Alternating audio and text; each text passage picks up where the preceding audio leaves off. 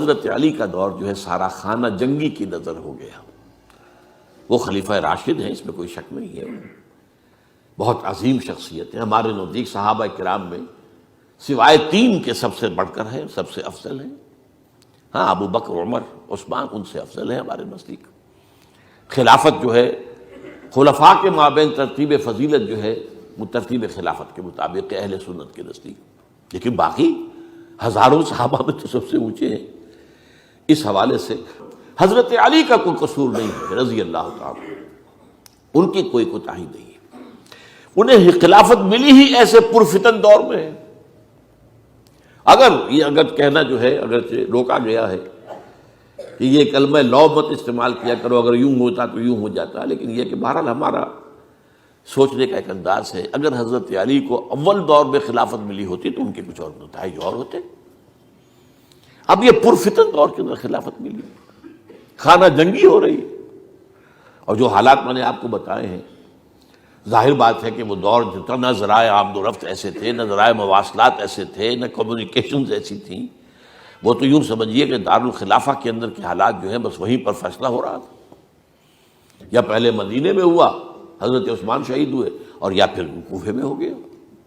وہ تو اصل جو بھی طاقت اس مرکز کے اندر جس کے پاس طاقت تھی، اسی نے جو بھی اپنا فیصلہ ہے وہ منگا لیا. بہرحال یہ جو حضرت حسن نے مصالحت کی ہے، جس کی بنا پر ہم تو انہیں سلام کرتے ہیں، ان کا احترام کرتے ہیں. انہوں نے خانہ جنگی ختم کی، فساد جو ہے اس کی جڑ کاٹ دی، تعامل جماعت ہو گیا، اب امن ہو گیا. اور نوٹ کیجئے اس کے بعد 20 برس تک امیر معاویہ کی حکومت رہی ہے. 20 برس اور کامل امن رہا ہے. اس میں یہ بھی ہے کہ ان کے تدبر کو بھی دخل حاصل تھا. یہ بھی ہے کہ انہوں نے کچھ طاقت کا استعمال بھی کیا. یہ بھی ہے کہ انہوں نے دلجوئیاں بھی کی لوگوں کو جس کو ہم کہتے ہیں مؤلفۃ القلوب، جو زکوٰۃ کے مسائل میں شامل ہے. کچھ لوگوں کی کوشش کے شر سے اس کو روکنے کے لیے ان کو جو ہے کچھ زکوٰۃ میں سے پیسہ دیا جائے وغیرہ وغیرہ، مؤلفۃ القلوب، تالیف قلب کے لیے. بہرحال نتیجہ یہ ہے.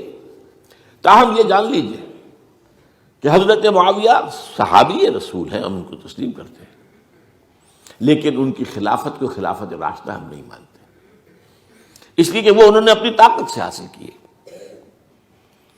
میں نے اسی لیے کہا حضرت حسن رضی اللہ تعالیٰ عنہ کی خلافت خلافت راشدہ ہے، لیکن حضرت معاویہ کی خلافت خلافت راشدہ، اگرچہ اس میں امن رہا. اور وہ جو عمل رک گیا تھا، وہ جو مزید توسیع دارالاسلام کی، وہ دوبارہ شروع ہو گیا. خراسان کی طرف پیش قدمی شروع ہو گئی. ادھر پہلا بحری بیڑا بنایا حضرت معاویہ نے رضی اللہ تعالیٰ عنہ، اور یہ بحیرہ روم کے بعد جزائر کو فتح بھی کیا. انہی کے زمانے میں مسلمان فوجیں جو ہیں استنبول تک پہنچ گئی، قسطنطنیہ کی فصیل تک پہنچ گئے. اگرچہ فتح نہیں ہو سکا قسطنطنیہ اس وقت، وہ تو بعد میں کئی 100 سال بعد ترک جو خلیفہ تھا اس کے ہاتھوں فتح ہوا، محمد فاتح. لیکن یہ کہ باہر پہنچ گئے تھے وہاں تک، یہ عمل بھی شروع ہو گیا. لیکن انہی لوگوں نے حضرت حسن کو گالیاں دی اس کام پر کہ تم نے صلح کیوں کی ہے. امیر الکافرین کہا، امیر المنافقین کہا، اور انہیں خطاب یا عار المومنین، اے مومنوں کے لیے عار کا اور شرم کے باعث. اور ان کے خیمے پر حملہ کیا، اسے جلایا. ان کی جان کے در پہ تھے کہ تم نے صلح کیوں کی. یہ اکھڑ لوگ، یہ لوگ، اس کے بعد اب میں صرف اشارہ کر رہا ہوں، یہی لوگ تھے اصل میں جو 20 برس کے بعد پھر جو حادثہ سانحہ کربلا ہوا ہے اس کا مین کردار یہ تھے. صرف چند جملے اس وقت کہوں گا. سانحہ کربلا پر میرا کتاب جو موجود ہے وہ آپ پڑھیے. حضرت معاویہ رضی اللہ تعالیٰ عنہ کو مغیرہ ابن شعبہ ایک بزرگ صحابیوں میں سے تھے، انہوں نے مشورہ دیا کہ دیکھیے آپ کی خلافت سے پہلے 4 برس تک خانہ جنگی رہی، 1 لاکھ کے قریب مسلمان ایک دوسرے کی تلواروں سے ختم ہو گئے. اب اگر وہ زمانہ گزر گیا، کبار صحابہ تو فوت ہو چکے، بڑے صحابہ تو گئے. اب تو یہ 9 مسلم جو فتح کے بعد ایمان لائے یا اس کے بعد ایمان لائے جبکہ سورہ توبہ کی آیات نازل ہو گئی، اب تو یہ لوگ، یا پھر اب نئے لوگ جو مفتوحہ علاقے میں ایمان لا رہے ہیں، مسلمان ہو رہے ہیں. لہذا اب وہ جو مسلمانوں کا ایک نظام خلافت راشدہ کا تھا، اگر اس کے پیچھے کسی مضبوط قبیلے کی طاقت نہ ہو تو وہ مرکزیت قائم نہیں رکھ سکے گا. لہذا آپ یزید کو اپنا ولی عہد مقرر کر دیں. حضرت معاویہ کچھ رہے متردد، لیکن بعد میں ان کی سمجھ میں یہ بات آ گئی. یہاں یہ نوٹ کر لیجئے کہ میں یا آپ حضرت معاویہ کے فیصلے سے اختلاف کر سکتے ہیں، ان کی نیت پر حملہ نہیں کر سکتے. وہ صحابی ہیں، الصحابہ کلہم عدول. ان کی نیت بھی یہی تھی، مسئلہ سمجھی اس میں کہ وہی امن جو ہے وہ برقرار رہے. اس وقت جو ہے کچھ تھے ہمارے جو اس وقت اگرچہ وہ صغار صحابہ میں شمار ہوتے تھے، لیکن اب وہ کبار تھے. وہ کھڑے ہو گئے کہ آپ یہ کام غلط کر رہے ہیں، یہ قیصریت اور کسریت جو ہے اس کا آغاز کر رہے ہیں. اور یہ کون لوگ تھے؟ اب دیکھیے ترتیب: ابو بکر کے بیٹے عبد الرحمن، عمر کے بیٹے عبداللہ ابن عمر، عباس کے بیٹے عبداللہ ابن عباس، زبیر کے بیٹے عبداللہ ابن زبیر، علی کے بیٹے حضرت حسین. حضرت حسن فوت ہو چکے تھے کیونکہ یہ عین وسط میں ہوا واقعہ. 20 سال کے درمیان 10 سال حضرت معاویہ کی حکومت کو شروع ہوئے، 10 سال ہو چکے تھے. میری جو تحقیق ہے یا مطالعہ اس کے مطابق تو یہ ہے کہ حضرت عثمان نے مصلحت سے، حضرت معاویہ نے مصلحت سے کام لیا اور ان پر جبر نہیں کیا. لیکن انہی ندوی صاحب نے کچھ لکھا ہے کہ بالجبر بھی ان سے بیعت لے لی، بیعت ولی عہدی. مجھے اس سے اختلاف ہے. یہ حضرات ایسے نہیں تھے کہ جو بالجبر بیعت کرنے والے ہوں. میں اس کو ماننے کو تیار نہیں ہوں. بہرحال یہ حضرت، میرے نزدیک حضرت معاویہ نے جبر نہیں کیا، زبردستی نہیں کی. لیکن جب حضرت معاویہ کا انتقال ہو گیا، اب جو ہے معاملہ یہ پیدا ہو گیا کہ اب بیعت کریں نہ کریں تو پھر جو ہے باغی شمار ہوگی. عبد الرحمن ابن ابو بکر رضی اللہ تعالی عنہما وہ فوت ہو چکے تھے، اب 4 رہ گئے تھے: عبداللہ ابن عمر، عبداللہ ابن عباس. یہ دونوں تھے جو عمر میں بڑے تھے. عبداللہ ابن زبیر اور حسین ابن علی رضی اللہ تعالی عنہ. ان چاروں نے کہا کہ کام غلط ہوا ہے یہ. لیکن اس کے بعد ایک تفریق ہو گئی. یہ جو دونوں بزرگ تر تھے، حضرت عبداللہ ابن عمر، عبداللہ ابن عباس، ان دونوں نے کہا کام تو غلط ہے لیکن ایسا نہیں ہے جس کی بنا پر خونریزی کرائی جائے، مسلمانوں کا خون بہے، بغاوت کی جائے. ایسا نہیں. مطلب یہ کہ اس کے اندر مصلحت کا تقاضا یہ ہے کہ اس وقت جو ہے اس کو تسلیم کر دیا جائے. لیکن یہ جو دو نوجوان تھے، ان کے اندر، نوجوان نہیں کہ وہ جوان تھے ماشاءاللہ، لیکن یہ کہ جوش زیادہ تھا، یہ اڑ گئے کہ نہیں، ہم اس غلطی کو اب نہیں چلنے دیں گے.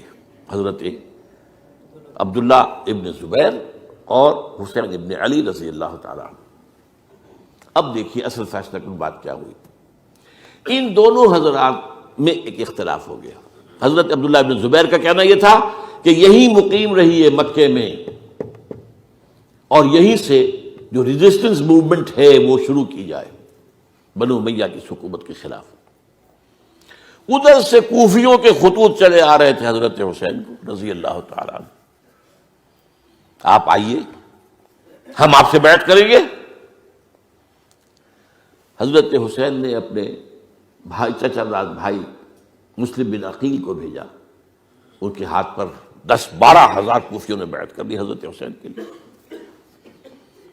اور ان کے خطوط کے جو ہے وہ تو پورے کے پورے تھیلے تھے حضرت حسین کے پاس. اس سے پھر حضرت حسین نے سفر کیا. ادھر یہ ہوا کہ یزید کی طرف سے عبید اللہ ابن زیاد جو ہے گورنر بن کر آیا. اس نے جو تشدد کیا کوفیوں پر، سب نے بیعت توڑ دی اور حضرت مسلم بن عقیل جو ہے ان کو شہید کر دیا. یہ خبر پہنچی ہے حضرت حسین کو. آپ ابھی درمیان میں تھے سفر کے، آپ نے مناسب سمجھا کہ میں واپس لوٹ جاؤں.